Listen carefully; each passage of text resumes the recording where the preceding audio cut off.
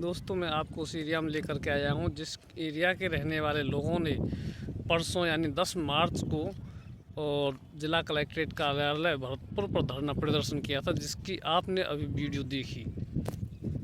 तो दोस्तों इस वीडियो को भी देखें और देखें इनकी स्थिति क्या है, इनके घर मकानों को देखें, जिससे आपको पता चलेगा कि इनका आर्थिक स्तर क्या होगा।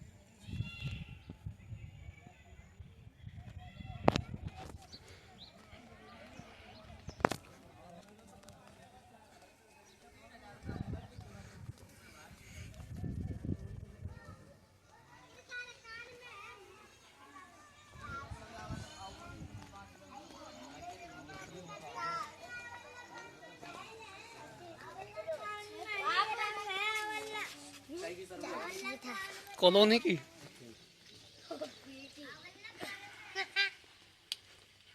जमीन दिख रही है, घर कहाँ दिख रही है हमें? अरे घर ही तो दिखने हैं, साइड ही तो दिखनी है। अरे ना, बस ऐसे ही।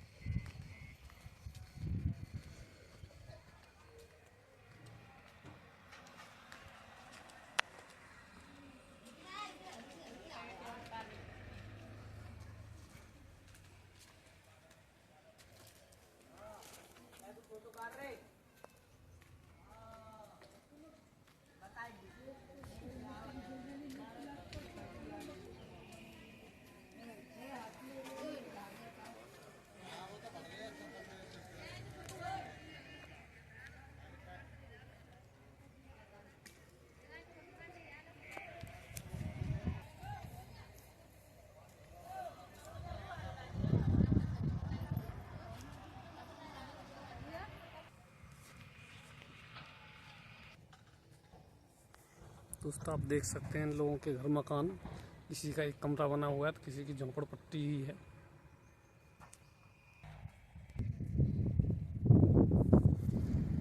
दोस्तों आप देख सकते हैं यहाँ के घर मकानों की स्थिति।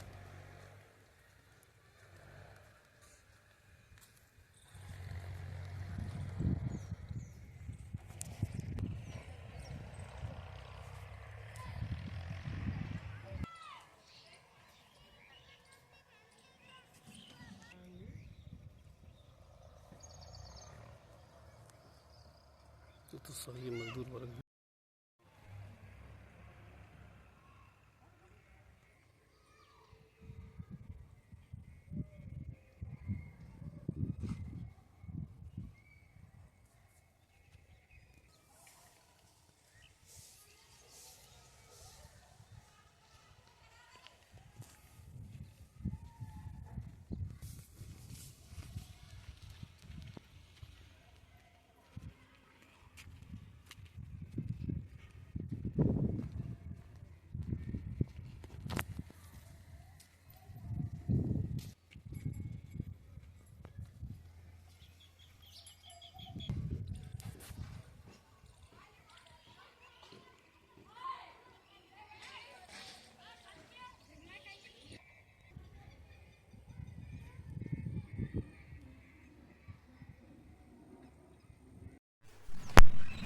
दोस्तों यूआईटी की तरफ से यहाँ कार्य जारी है।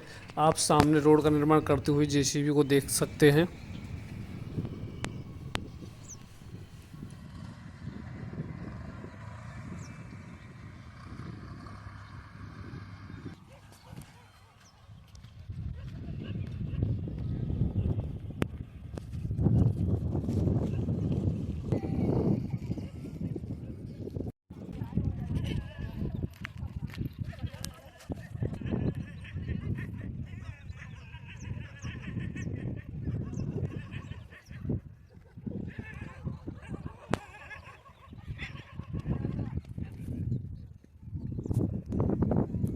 दोस्तों यहाँ 13 नंबर स्कीम के बोर्ड लगा दिए गए हैं। दोस्तों देखिए वो एरिया,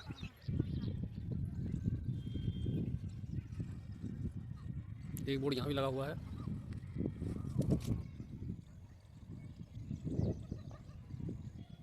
दोस्तों यहाँ ये रोड आगे बढ़ता हुआ नज़र आएगा आपको।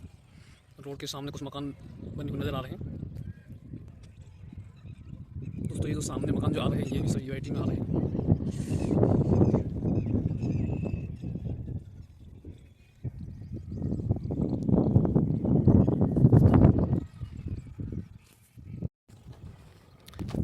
दोस्तों किसी का भी मकान, किसी का भी घर ऐसा बढ़िया स्थिति का नहीं है जो कि आप ये कह सकें कि वाकई इसकी स्थिति अच्छी होगी। टोटल ही सब मजदूर वर्ग के लोग हैं, सब गरीब वर्ग के लोग हैं। किसी किसी के घर पर तो पक्की छत तक नहीं है, सिर्फ उन्होंने पल्ली पल्लड़ या तिरपाल वगैरह डाल कर अपना टाइम पास कर रखा है। कैसे कैसे उन लोगों ने वहाँ प्लाट खरीदी होगी और तब जाकर के उन्होंने अपनी ये व्यवस्था की है। दोस्तों हालांकि यहाँ लाइट का कनेक्शन भी दे दिया गया है, लाइट की व्यवस्था भी यहाँ मौजूद है। और जब ऐसा ही था तो इनको लाइट का कनेक्शन भी नहीं देना चाहिए था, अगर इनको भगाना ही था तो। दोस्तों नोटिस देने के बाद इन लोगों के अंदर, इन लोगों के मन में एक भारी घबराहट और चिंता व्याप्त हो चुकी है, जिसकी वजह से इन लोगों का सुख चैन तो छिना ही है। दोस्तों ना तो दिल से लोग कोई काम कर पा रहे हैं, ना ही घर पर चैन से रह रहे हैं, क्योंकि नींद और दिन का आराम दोनों ही आराम हो चुके हैं। अगर इन लोगों को यहाँ से निकाल दिया गया तो क्या होगा इनका। जिन लोगों ने घर मकान गांव से बेच करके यहाँ ज़मीन खरीद ली और छोटा सा एक मकान बना लिया, एक कमरा बना लिया, किसी ने झोंपड़पट्टी डाल ली, वो गांव से बिल्कुल पूरी तरह से बेघर हो चुके और आज वो लोग यहाँ रह रहे हैं। अगर उनको यहाँ से निकाल दिया गया तो वो लोग पूरी तरह से रोड पर आ जाएंगे और उनके लिए कहीं दूसरा कोई ठिकाना नहीं होगा। तो दोस्तों सोचिए उनकी क्या स्थिति होगी। उनके छोटे छोटे बच्चे हैं, बच्चियाँ हैं, लेडीज़ हैं, किसी के बड़े बूढ़े माँ बाप भी हैं। तो दोस्तों क्या होगा उनका, जिनके घर में एक दो नहीं कई चार छः छः लोगों का परिवार है, तो वो लोग कहाँ जाएंगे, कैसे होगा उनका गुजारा जब उनके पास ना रहने के लिए छत होगी, ना रहने के लिए कोई मकान होगा। दोस्तों गवर्नमेंट को सोचना चाहिए, इनकी समस्या का समाधान करना चाहिए, जिससे कि इन गरीबों का घर मकान बच सके और अपने स्थान पर यथा स्थिति में रह सकें जहां रह रहे हैं वहीं। और इनकी जो चिंता जो लगी हुई है दिलो दिमाग में, आज जो एक समस्या जो पनपी हुई है वो समस्या ख़त्म हो सके। दोस्तों एक तरफ तो सरकार गरीबी मिटाने का वादा करती है, गरीबी मिटाने का नारा देती है, और दूसरी तरफ इन गरीबों का ही जब घर मकान तोड़ दिए जाएंगे तो सोचिए, जब लोगों के घर मकान तोड़ दिए जाएंगे, लोगों का आर्थिक स्तर बिगड़ जाएगा तो देश का स्तर कहाँ से सुधरेगा। तो देश की स्थिति अगर सुधारनी होगी तो लोगों का आर्थिक स्तर सुधारना होगा। दोस्तों लोगों की आर्थिक स्थिति में ही देश की स्थिति छुपी हुई है। शायद गवर्नमेंट भूल रही है कि लोगों को आर्थिक रूप से कमजोर करने का मतलब है देश को आर्थिक रूप से कमजोर करना। अगर चाहते हैं कि देश हमारा आर्थिक रूप से मजबूत हो तो निचले पायदान पर हमें काम करना होगा, उस पर ध्यान देना होगा, तभी देश आगे तरक्की कर सकता है, तभी देश की आर्थिक स्थिति सुधर सकती है। अगर एक एक परिवार की एक एक व्यक्ति अगर आर्थिक स्थिति सुधरती है, एक एक परिवार एक एक व्यक्ति अगर अपने जीवन में प्रोग्रेस करता है तो समझिए देश प्रोग्रेस कर रहा है। दोस्तों देश कोई जीवित वस्तु या जीवित प्राणी नहीं है, देश हम तुम जैसे मानवों से मिलकर के, इंसानों से मिलकर के बनता है। अगर इंसानों का विकास होगा तो देश का विकास होगा, जहाँ इंसानों का विकास नहीं है तो हम दोस्तों देश के विकास की बात करना बेमतलब की फिजूली की बात है। तो मैं राजस्थान सरकार से रिक्वेस्ट करना चाहूँगा कि प्लीज़ इन गरीब लोगों के मकानों को निकाला जाए, उन्हें इन गरीब लोगों के मकानों को 13 नंबर स्कीम से बाहर किया जाए, जिससे कि अपने यथास्थान पर सुख शांति से रह सकें। क्योंकि अगर इन्होंने एक बार घर मकान दे दिया, इनका घर मकान एक बार चला गया, तो ये निश्चित है कि दोबारा जीवन में घर मकान बनाने लायक नहीं रहेंगे। ये पूरी तरह से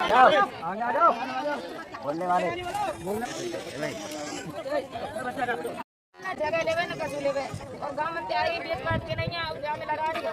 हमने कहा पता किया देगा भैया ये बाटे पे नहीं जाते तो कुछ ही ना दिया और ना हमसे कौन है कहीं। और आज हमने कम से कम 35-40 साल है रहते ना और रेस्ट्रियाँ हमारी बड़ी मुश्किल से पानी सुविधा करिए, लाइट की सुविधा करिए। अब आके नहीं है हमने नहीं है भगा रहे और कबो कलौटे चिपका जाए, कबो कच्चे चिपका जाए और मंडी नाते चोर भी कह रहे कि नाते जाओ नाते हमें कम से कम 35-36 साल हो गए रहते और सरकारी ये कर्मचारी कह रहे हैं कि नाते हर चीज तो हम कहाँ जाएंगे अपने बच्चा में लेके लिए।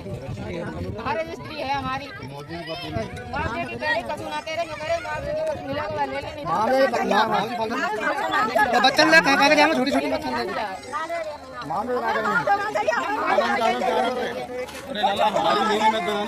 नहीं सब नहीं नहीं छोटे बालक है हमारे और छड़ा लिए और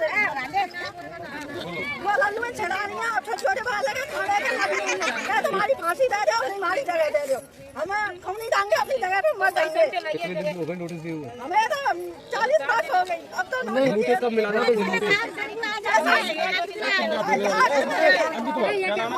नाम क्या है तुम्हारा? जमुना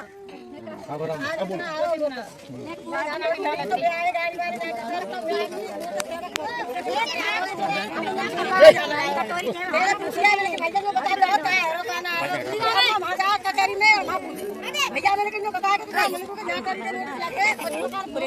भैया क्यों पूरे डांगे कैसे भैया हमने तो ये 30-40 रहते भैया कैसे करेंगे हम तो लेके खा जाएंगे पूरे घर को गुआ हो तो गुआ को तो घर पर पका के गए आपके रहने के लिए अगर प्रशासन मकान तो होता है, रहने के लिए है तो ये भैया हम पे तो कुछ नहीं तो अपने कमाल वाले मंगर एक आदमी कहीं अपने भोजन का दिखाने कोई ना मान के बोलना मत मांग चाहिए ना मांग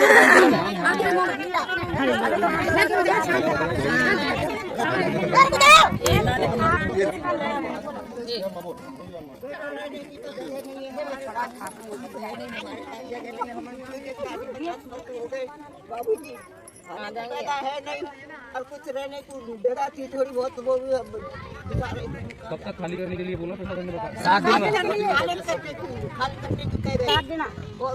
दिन नहीं कहेगा खाली करो जगह भगो यहाँ से प्रशासन से आपकी अधिकारियों से बात हुई थी, आश्वासन दिया है? कोई ना नाम अमीरा है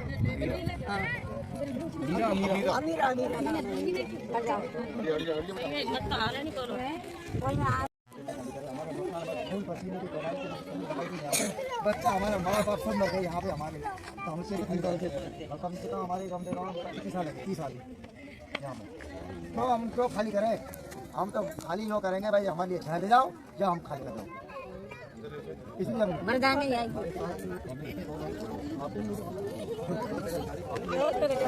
भाई घर के आएंगे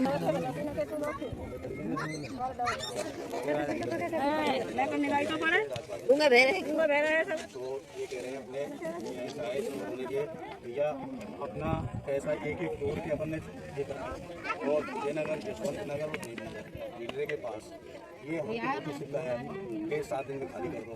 1994 की हमारी रजिस्ट्री है, दाखिला खाली है और कुछ उस तीसरे नंबर में कन्वर्ट भी हो गए 230 में 270 में।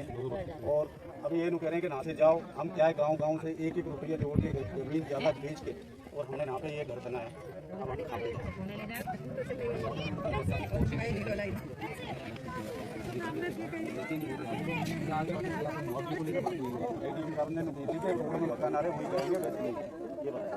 करीब कितने लोगों को नोटिस मिला है? कम से कम ना तो 150 आदमी। जिन लोगों को नोटिस मिला है दोस्तों, वीडियो को ज़्यादा से ज़्यादा शेयर करें ताकि इन गरीबों की बात सरकार तक पहुंच सके। धन्यवाद।